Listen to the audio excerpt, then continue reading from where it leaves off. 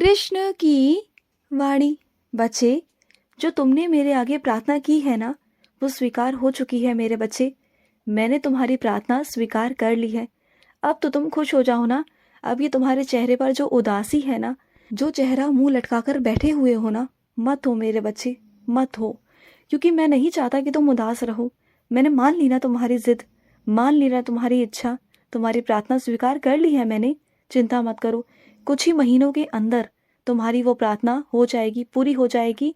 जो भी तुमने मुझसे लगाई है ना, वो इच्छा तुम्हारी पूरी हो जाएगी।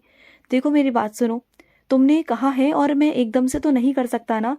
चीज़ें मुझे भी थोड़ा सा इधर से उधर करनी होंगी, क्योंकि वो चीज़ें तुम्हारे पास नहीं थी और ना आने वाली थी। अब मुझे तुम्हें आशीर्वाद स्वरूप में देनी है, तो थोड़ा सा मुझे इधर से उधर करना पड़ेगा ना। थोड़ा समय दो, कुछ महीनों का समय दो। कुछ ही महीनों के अंदर ही अंदर वो सारी चीज़ें हो जाएंगी मेरे बच्चे। तुम बिल्कुल चिंता मत करो। और सुनो, तुम्हारे अंदर ना एक बचपना है, एक बच्चा है। उस बच्चे को बाहर निकालो ना। उस बच्चे को तुमने कहीं मार दिया, एक कोने में रख दिया मेरे बच्चे। उसे यूं ही मत करो मेरे बच्चे, क्योंकि तुम्हारे अंदर जो बच्चा है ना, वो बहुत मासूम है मेरे बच्चे। लेकिन दुनिया ने तुम्हें बहुत कठोर बना दिया, बहुत मजबूत बना दिया, संघर्षों को देखते हुए, तुम्हें धोखे देते हुए, चीज़ें करते हुए। लेकिन अभी भी वक्त है मेरे बच्चे। उस अपने बच्चे को ना बाहर निकालो। तुम्हें दोबारा से खुश होने का हक है। मैं चाहता हूँ कि तुम अपनी ज़िंदगी को दोबारा से शुरू करो, नई शुरुआत करो। जो हुआ सो हुआ, लेकिन जो तुम्हारा बचपना है ना, अंदर का बच्चा, इसे कभी मत मारना। अगर इसे मार दोगे ना, तो कभी ज़िंदगी में खुश नहीं रह पाओगे। तुम बहुत खुश रहते थे, मैं जानता हूँ, लेकिन अब जाकर ना तुम बहुत उदास रहने लगे हो। मत रहो उदास। मैं तुम्हें जीने की वजह दूंगा, ऐसी जीने की वजह कि तुम जीना चाहोगे। तुम चाहोगे कि तुम जियो, तुम्हें खुशी मिलेगी।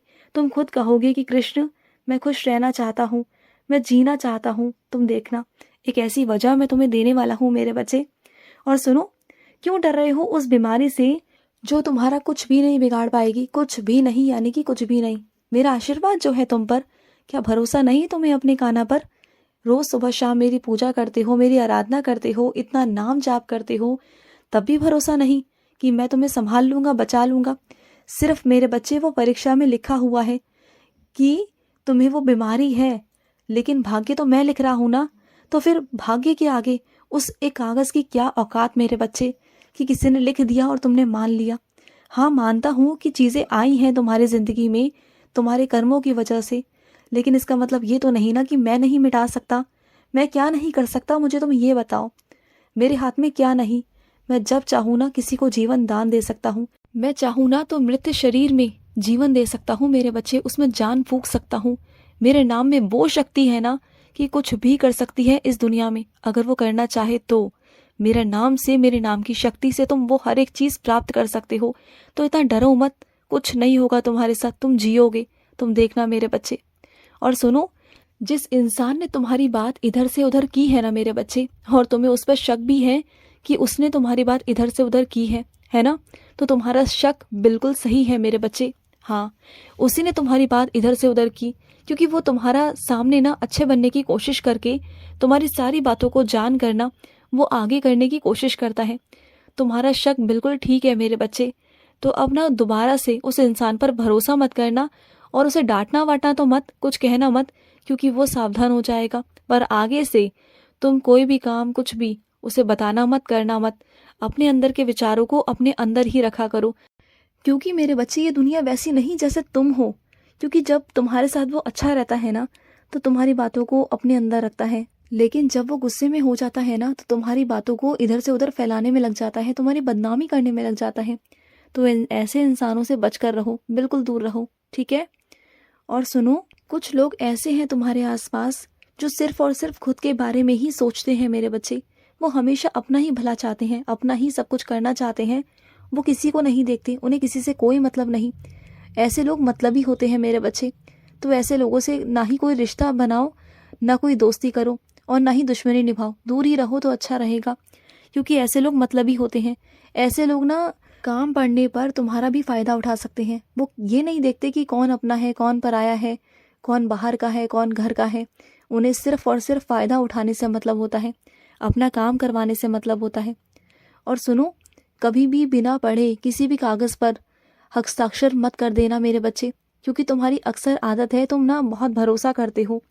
भरोसा करो, अच्छी बात है, लेकिन कम से कम अंधविश्वास तो मत करो।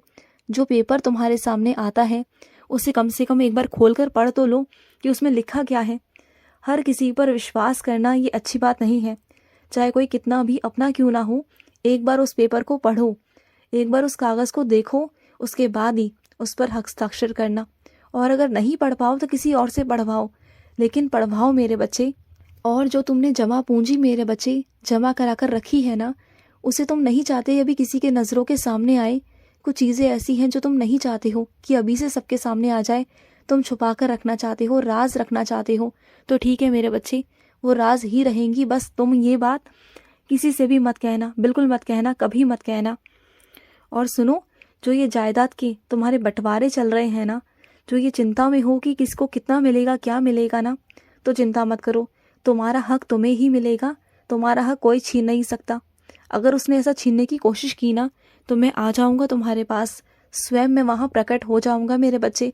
तुम चिंता मत करो, तुम्हारी मेहनत है उसमें, मैं जानता हूँ, और तुम्हारी मेहनत पर किसी की नज़र नहीं हो सकती। अगर उसने ऐसा किया ना, तो उसका सर्वनाश निश्चित ही है मेरे बच्चे। वो कभी अपनी ज़िंदगी में पनप नहीं सकता, चाहे वो कितना भी पैसा कमा ले, कुछ भी कर ले, उसका सब कुछ बर्बाद ही है। क्योंकि इस दुनिया में ना लोग सोचते हैं कि किसी का हक मारकर वो जीत सकते हैं, लेकिन वो ये नहीं जानते हैं कि सबसे ऊपर मैं बैठा हूँ, मैं देख रहा हूँ। अगर कोई किसी का हक मारता है ना, तो उसकी ज़िंदगी का विनाश शुरू हो जाता है, नष्ट होना शुरू हो जाता है। क्योंकि सबको मैंने सबके हिस्से का दिया है, तो क्यों ना तुम अपने हिस्से का लो। क्यों दूसरों की चीज़ों पर तुम्हें नज़र मारनी, क्यों तुम्हारे अंदर लालच पैदा होना, ये बहुत गलत बात है। और अगर मेरे बच्चे के अंदर भी लालच उत्पन्न हो रहा है ना, तो वो साफ साफ मुझसे आकर कह सकता है कि कृष्ण, मेरे अंदर ये भाव उत्पन्न हो रहे हैं, इसे ख़त्म करो। मैं ख़त्म करूँगा ना, और मैं बुरा भी नहीं मानूंगा, क्योंकि तुम इंसान हो और हर इंसान के अंदर ना लालच उत्पन्न हो ही जाता है चीज़ों को देखकर। तो कोई बात नहीं, तुम मुझसे कह सकते हो, मैं तुम्हारी दिशा ही बदल दूंगा, तुम्हारी दिशा मोड़ दूंगा। तुम मुझसे कहो, मुझे अच्छा लगेगा। तुमने जो किया मेरे बच्चे, वो बिल्कुल सही किया, क्योंकि तुम्हारा उद्देश्य जो था ना, वो बिल्कुल साफ नीयत का था, सच्चे दिल का था, इसलिए किया। क्योंकि जिस इंसान के लिए तुमने किया ना, उस इंसान से तुम बहुत बहुत प्यार करते हो, और तुम उनके लिए जो भी करना चाहो ना, तुम करते हो। जो भी तुम्हें रास्ता दिखाई देता है ना उनके लिए, सही रास्ता, तो तुम उस पर चल पड़ते हो। तुम्हें नहीं मालूम होता कि वो रास्ता सही है, गलत है, उसमें तुम्हारा नुकसान हो सकता है, नहीं हो सकता, लेकिन बस तुम्हें दिखाई देता है उनका चेहरा, उनका प्यार, और तुम उनके लिए ना कोई भी रास्ता चुनने को, कुछ भी करने को हद से पार हो जाते हो। मैं जानता हूँ मेरे बच्चे, सिर्फ तुम उनके लिए अच्छा करना चाहते हो, और इसमें कोई बुराई भी नहीं मेरे बच्चे। अगर तुम्हारा उद्देश्य सही है, रास्ते थोड़े से अटपटे हैं, गलत है, मानता हूँ, नहीं करना चाहिए, लेकिन फिर भी मैं तुम्हें माफ़ करता हूँ, क्योंकि जिसके चेहरे पर तुमने खुशी लाने की कोशिश की है ना, वो मेरा भी बच्चा है, और तुम्हारा वो बहुत प्रिय है, मैं जानता हूँ, और इसलिए मैं तुम्हें मना नहीं करूँगा। इस वजह से मैं तुम्हें माफ़ भी कर चुका हूँ। तुमने जो रास्ता चुना, कोई बात नहीं, पर आगे से ध्यान रखना कि जिससे भी तुम प्यार करो ना, जिसके लिए कुछ करना चाहो ना, अगर तुम्हें रास्ता थोड़ा सा अटपटा लगे ना, तो मेरे पास आना, मुझसे कहना, मैं तुम्हारे लिए सही रास्ता बनाऊंगा, आसान रास्ता बनाऊंगा, जिससे तुम्हें भी नुकसान ना पहुँचे। क्योंकि मैं नहीं चाहता ना कि तुम्हें नुकसान पहुँचे, नहीं चाहता। और सुनो, जहाँ तुम्हारी नौकरी लगने वाली है ना, वो जगह थोड़ी सी तुम्हारे घर से दूर है मेरे बच्चे, लेकिन वो नौकरी बहुत अच्छी है, उसे छोड़ना मत, उसे करना मेरे बच्चे, क्योंकि वही तुम्हारे जीवन का आगे का रास्ता बनाएगी। उसी से आगे तुम्हारे जीवन के रास्ते खुलेंगे मेरे बच्चे, और उसी के द्वारा तुम आगे बढ़ते जाओगे, बढ़ते जाओगे, फिर तुम रुकोगे नहीं, और ना मैं तुम्हें रुकने दूंगा, क्योंकि तुम्हें बहुत आगे लेके जाना है मुझे। बस यहीं तक नहीं, बहुत आगे जाना है तुम्हें। अभी तुम्हारी मंजिल ये नहीं, बहुत आगे है मेरे बच्चे, क्योंकि मैंने तुम्हारे लिए कुछ बहुत बड़ा सोच रखा है, कुछ बहुत बड़ा, कुछ बहुत अच्छा, कुछ बहुत खूबसूरत। खुश रहो। आज का कृष्ण संदेश समाप्त हुआ। जय श्री कृष्णा।